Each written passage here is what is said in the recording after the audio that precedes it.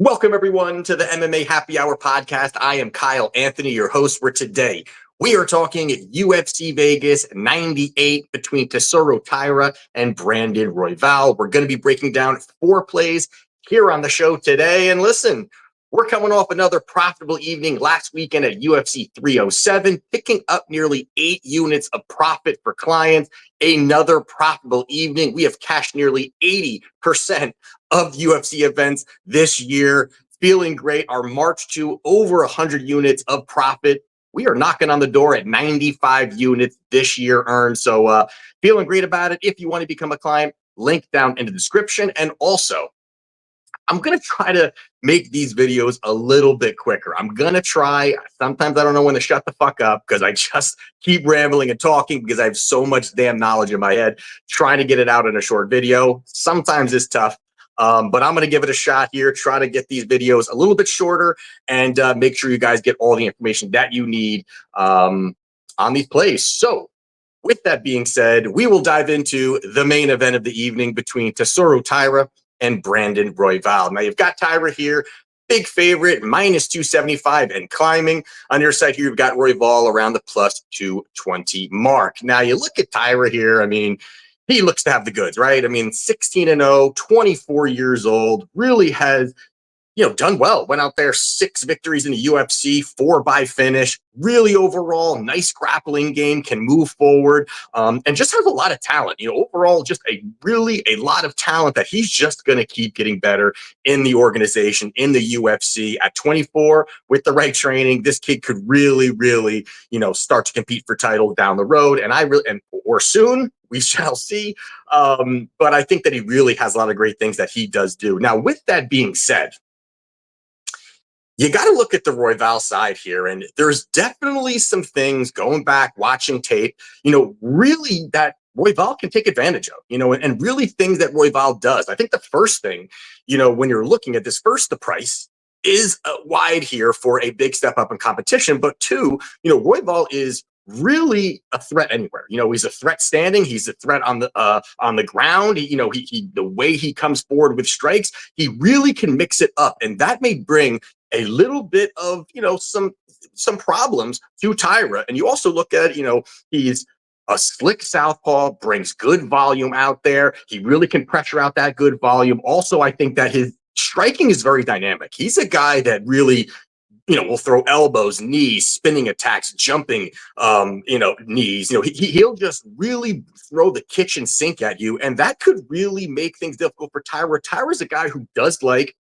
to kind of have on the feet a more cleaner kind of kickboxing, rangy striking. And that's not really what Royval does. Royval will go out there. He's going to be aggressive. He's going to push forward. And also the other side of it is on the ground. No doubt Taira is going to have, definitely have some slick grappling ability, submissions. He transitions. He just is really, slick on the ground. But we also got to look at, Royval, and you got to say, Brandon Royval really has good grappling as well. And, I think his subs are very opportunistic. He will go for it, sometimes a little bit more, submission over position, but he will be aggressive and he's going for it. And then also, I like his scrambling ability. I like the way he creates scrambles in certain spots. You've seen him in spots where he's on the ground. He's able to all of a sudden start to, threaten something off of his back, make the switch, make the reverse.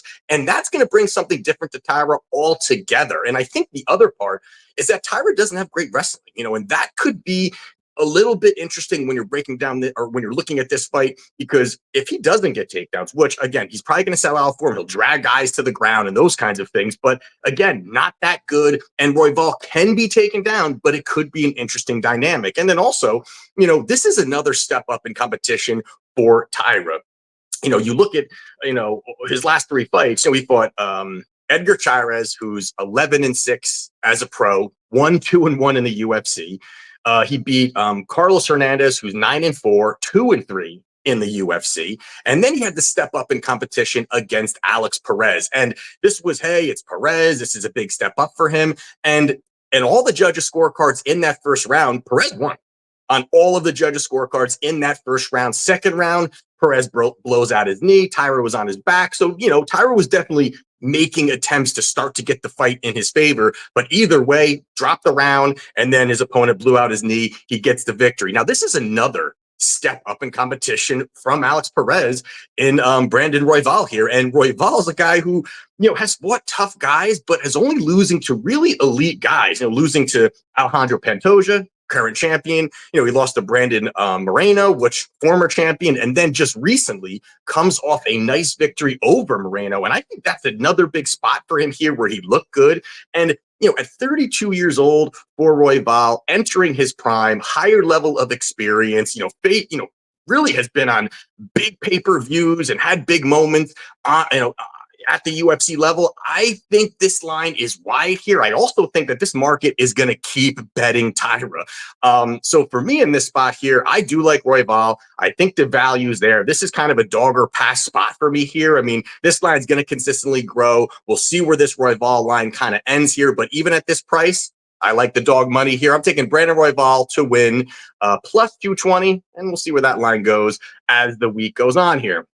Next fight we're going to talk about is going to be Jonathan Pierce, minus 150 versus Pat Sabatini. Now, this has been interesting line movement throughout the week, throughout the last 2 weeks, really. You've got Pierce, who was a minus 180, who, looked like the price was going to sit around there. All of a sudden, a lot of money comes in on Pat Sabatini, gets this line to about a minus 120, and now there's been this big buyback on Jonathan Pierce here, where it was 140, 150, and now you're starting to see some 160s. You're starting to pop out some 170s. I mean, it's really interesting where this line has kind of been all over the place.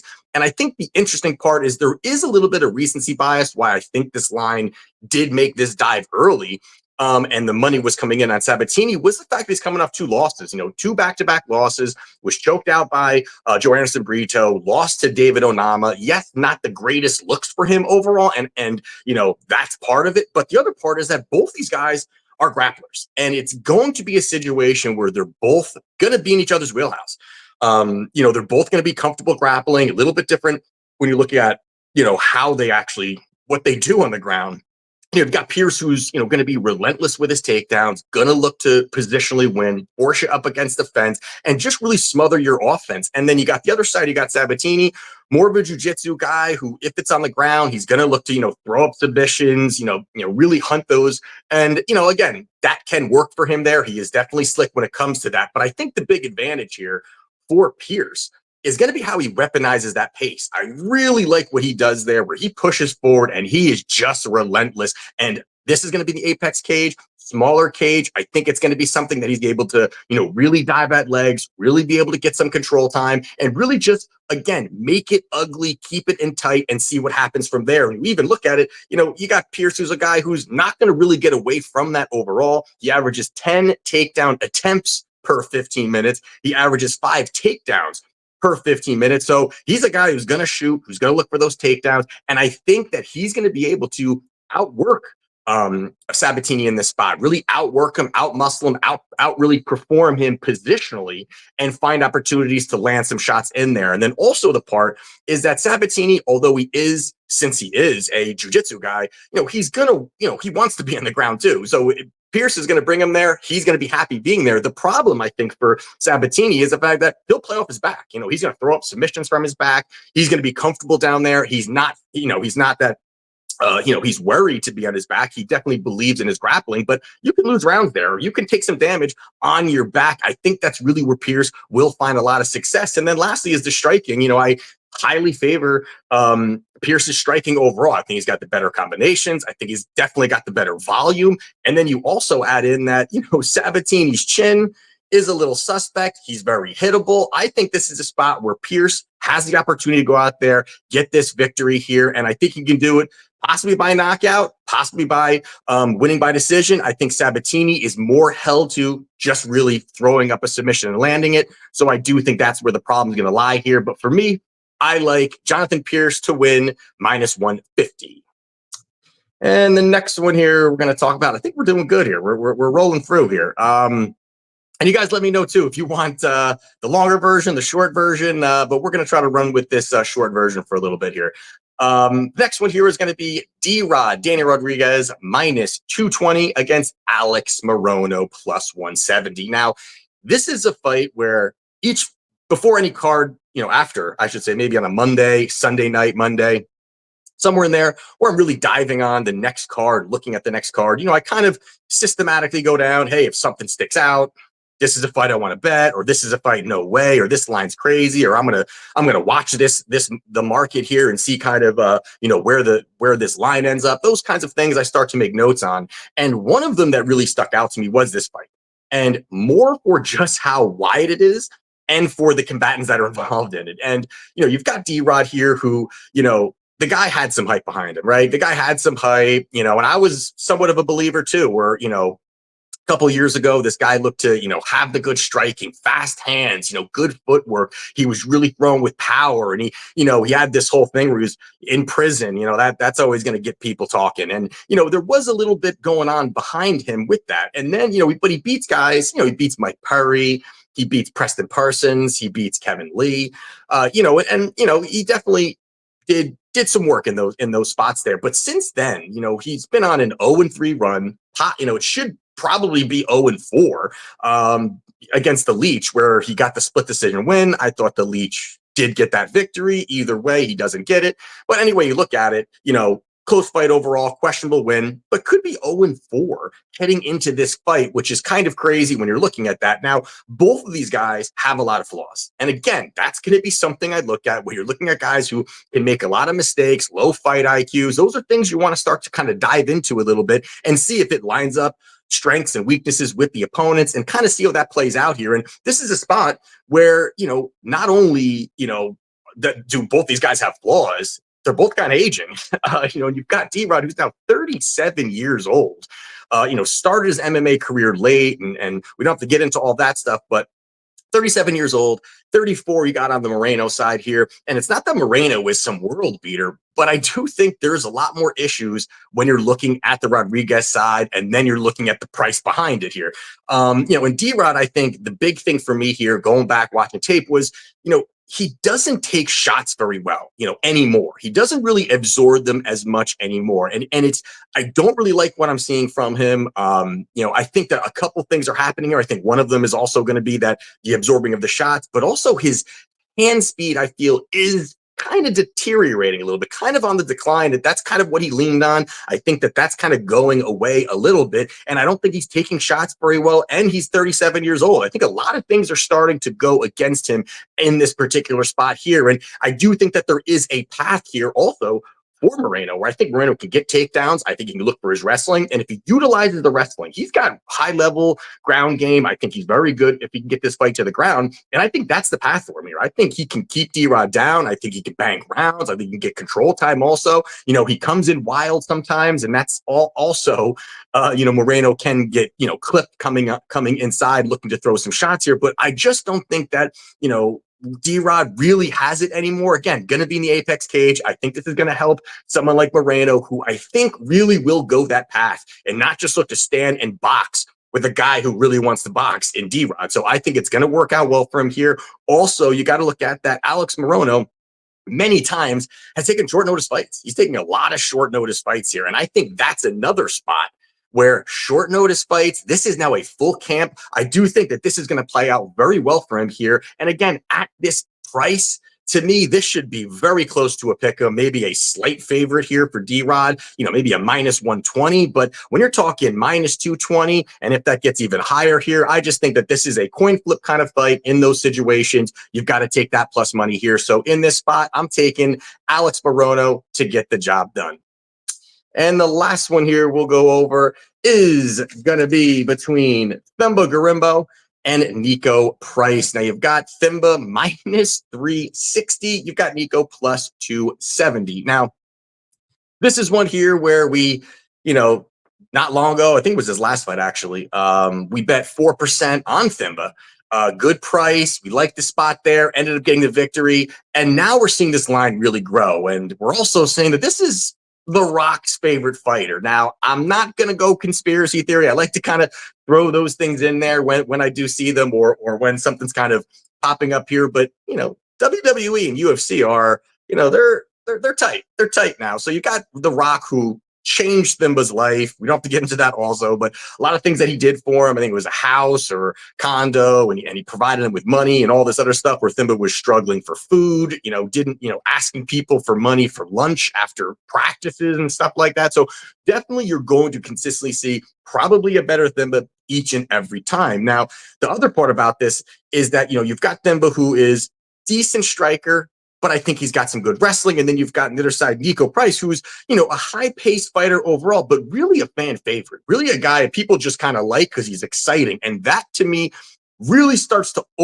really offer a path for Thimba. And you've got a guy that, in Nico, who his big issue is that he is, he wants to be fan favorite. He wants the excitement. He wants to just go in there and brawl and throw crazy stuff. And that can work. Again, there's moments that it has worked in his career where he's had, a knockout off of his back and some weird stuff has happened. And all that stuff, he's gotten absolutely sparked out too, doing some stupid shit too. But either way, I think that this offers opportunity for Thimba, where I don't think Thimba is going to want to stand and just strike with Nico. I don't think he's going to want to have a range striking fight with Nico because of his pace, also because of just the volume. Nico pushes out a nice volume, and I don't think that somebody like Thimba is really going to be able to just manipulate through all of that. I think he has to look for these takedowns. I don't think he wants to deal with all the wild, unorthodox striking that you're going to get from Nico. I think that, Thimba is just not really that kind of guy. And I think that offers opportunities here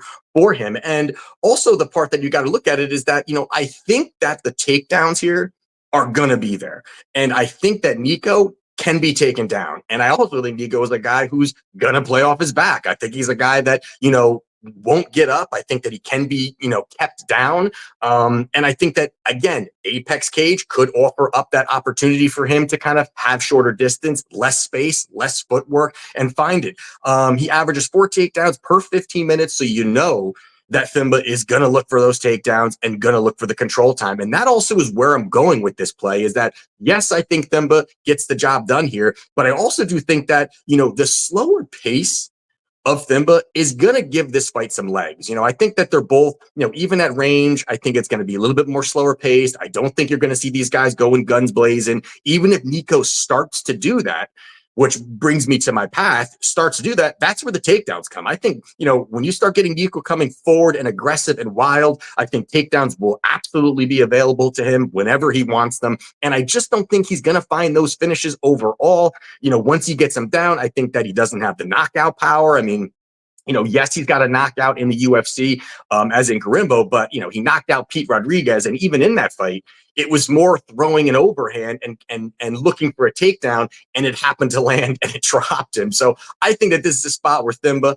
can stay consistent, can last, can get some control time and win this on the scorecard. So you got Thimba here minus 360. You've got some prices out there for Thimba by decision is plus 170. And I like that price. I like the plus money. I'm always looking for plus money. I love the plus money here on the big favorite. So I'm going Thimba Gorimbo via points plus 170. Now, there you have it for UFC Vegas 98. If you want to become a client, link down in the description. Have plays up this weekend, 4% best bet play up since, last 12 months. I'm 19-5 on 4% plays here. So we're just kicking ass, man. We're kicking ass. If that doesn't sell you on being a client, I don't know what will. We're dominating this year. We're going to keep it going. Bet smart.